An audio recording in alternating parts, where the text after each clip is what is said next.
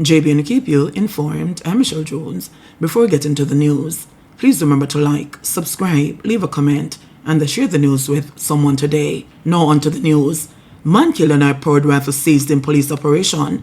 A quiet Tuesday morning in Taylorland, Bull Bay turned deadly after a targeted police operation ended in gunfire, leaving one man dead and a high-powered rifle seized. The deceased has been identified as 42-year-old Adrian Wright, otherwise known as O'Dane, a higgler from the community. According to official reports, the police were on a mission to locate and apprehend a wanted man, Kimon Foreman, otherwise called Kimmy, who is being sought for murder and assault of common law. Officers approached the residence at the rear of the property when chaos erupted. Police say Foreman exited the building armed with what appeared to be a rifle before fleeing the scene. But what happened next escalated the situation. Wright allegedly emerged holding a rifle of his own. On seeing the lawmen, he reportedly raised the weapon in their direction, prompting police to open fire. Wright was struck and fell into a nearby house, but according to the report, he pointed the weapon at officers again, triggering a second round of gunfire. Once the shooting stopped, police removed the radical firearm RF-15 rifle, reportedly containing 23 rounds of 5.56mm ammunition. Wright was rushed to the Kingston Public Hospital, but was pronounced dead on arrival. The entire incident is under investigation by the Independent Commission of Investigations INDECOM, with a standard protocol following the fatal police shooting. As for the main target, Kimon Foreman, he remains on the run. Popular food vendor Gregory gunned down in Standpipe. Tragedy struck the community of Standpipe, St. Andrew on Tuesday morning, as a well-known food vendor was gunned down in broad daylight. The victim, affectionately known by many as Gregory, was killed just after 10 a.m. Gregory wasn't just any vendor. According to residents, he was a familiar face at party venues like Mass Camp, where he sold food to hundreds. But behind the smiles and service, Gregory carried heavy responsibilities. One onlooker shared that he was the sole provider for his two youngest children, a 2-year-old and a 4-year-old. They now faced life without their father. Residents described him as someone who mostly kept to himself, focused on work, and never seemed to be caught up in trouble. According to a source, Gregory was killed by his nephew. The crime scene told a heartbreaking story. Bloodstains, scattered clothing, and spent casings marked the spot where his life was taken. As of now, the motive remains unclear and no arrests have been reported. The police have since launched an investigation. Shopkeeper gunned down in Coopers Hill, St. Andrew. A man was shot and killed at his shop in Coopers Hill, St. Andrew on Tuesday. The victim has been identified as Lamar Lindo. Reports indicate that around 1:25 a.m., Lindo was at his shop when he was suddenly ambushed by unknown assailants and shot multiple times. The police were called to the scene, and Lindo was rushed to the Kingston Public Hospital, where he was later pronounced dead. Detectives from the Consent Spring Criminal Investigation Branch are now leading the probe into the fatal shooting. The motive remains unclear. 3 dead and 2 injured in a high-speed collision on Norman Manley Boulevard. A tragic evening in Hanover has left 3 people dead and 2 others seriously injured, following a deadly collision along the Norman Manley Boulevard.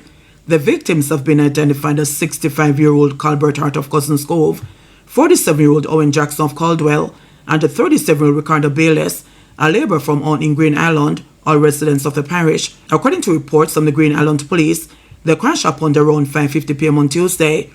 A brown Toyota Hilux was reportedly heading westward in Grill when the driver lost control of the vehicle. The van then veered off its path and collided head-on with a green Toyota Corolla driven by Jackson.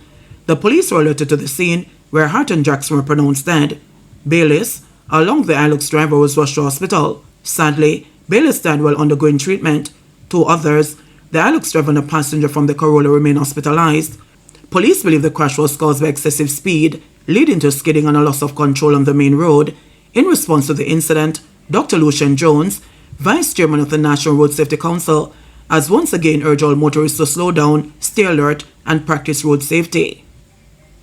The preliminary analysis of what took place and what caused the crash yesterday is a recurrent decimal: excess speeding, skidding, and losing control, which translates into drivers just going way too quickly. Speeding, a major problem in our country, which we need to absolutely overcome if we're going to save lives and prevent injuries.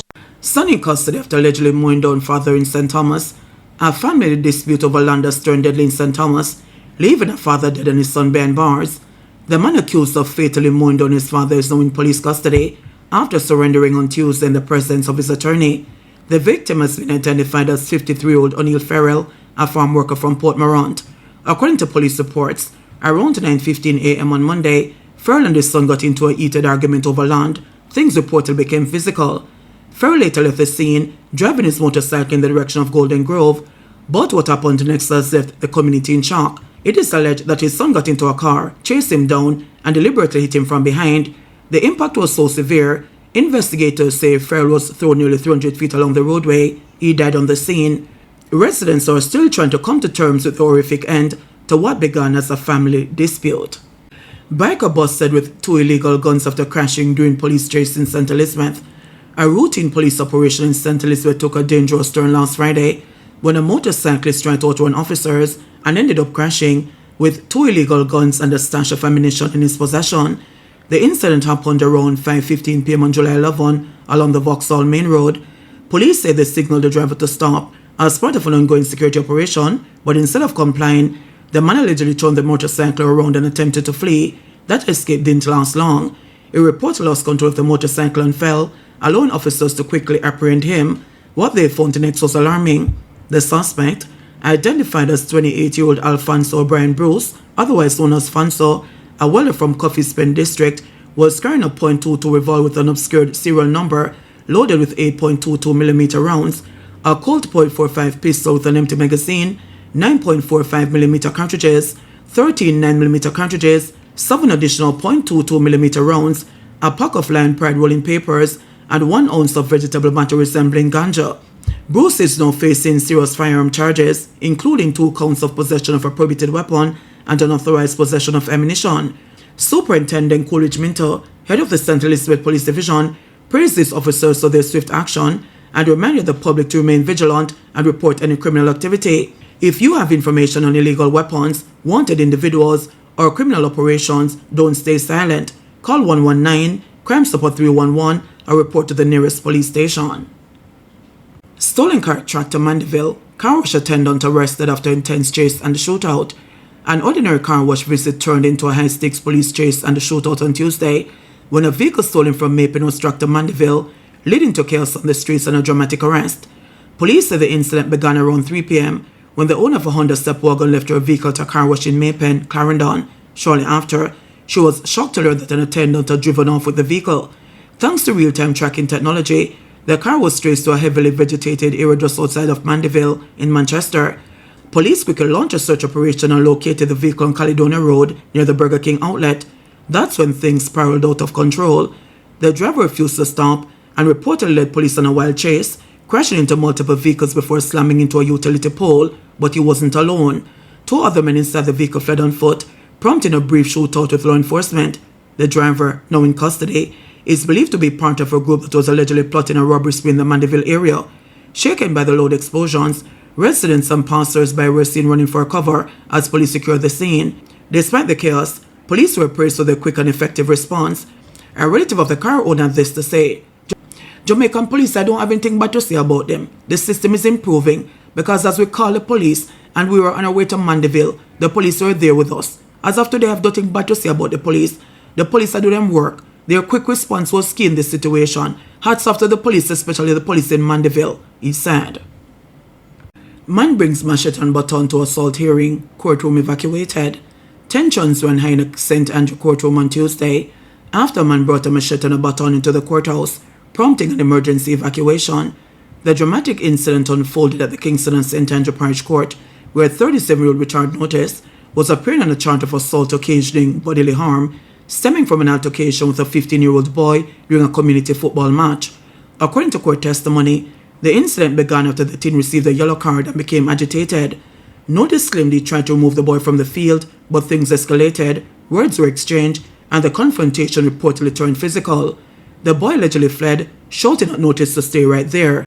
Senior Parish Judge Sanchia Ball remarked that many cases before the court stem from people not knowing when to hold their tongue. Everybody in Jamaica knows those are fighting words, she said, referring to the curse words used by Notice. The complainant's mother told the court that this was not the first time Notice had behaved inappropriately, but said many in the community were too afraid to report him.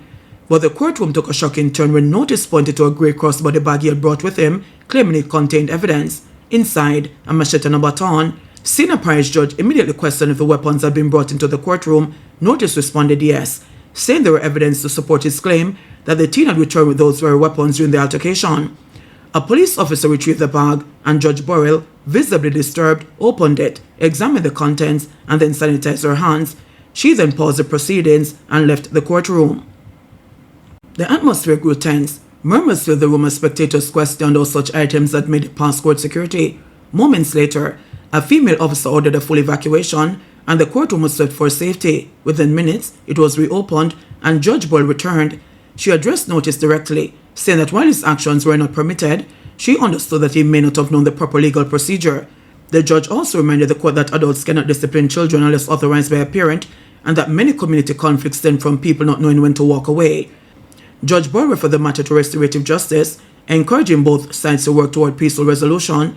They are scheduled to return to court on November 6. As Notice exited, Judge Burrell asked with a hint of irony, "Is the bag empty now?" "Yes, Your Honor," he replied.